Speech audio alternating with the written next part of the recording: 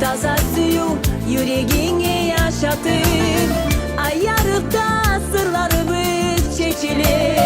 Suyu bulan bal ayaklar içilir.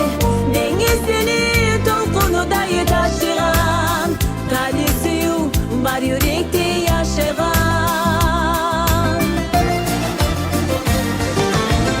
Katı yerler aytmadı mı?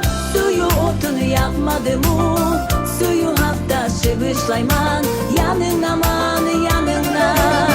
Sağınandan gelip olsam beni gönlüm ala bulsam. Suyu hafta şıbışlayman yanın aman yanına.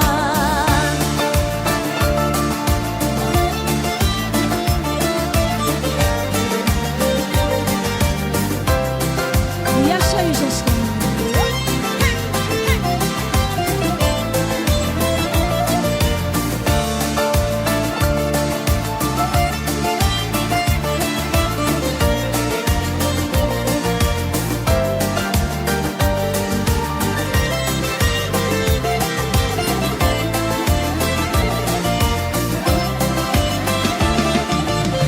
Seni suysen kısmatına razimin. Sen ardından kuştay uçmaz irmin.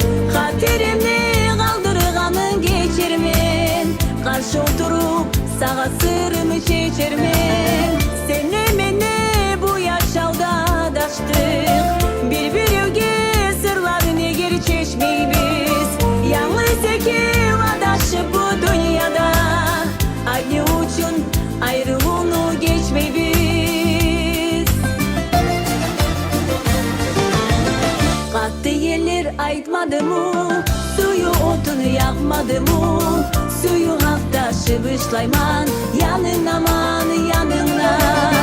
Sağınandan gelip olsam beni gönlüm ala bulsam. Suyu hafta şıbışlayman yanın aman yanına. Katı yerler aytmadı mı? Suyu otunu yakmadı mı? Suyu hafta şıbışlayman yanın aman yanına. Sağınandan gelip olsam beni gönlüm ala bulsam. Suyu hafta şıbışlayman yanın aman.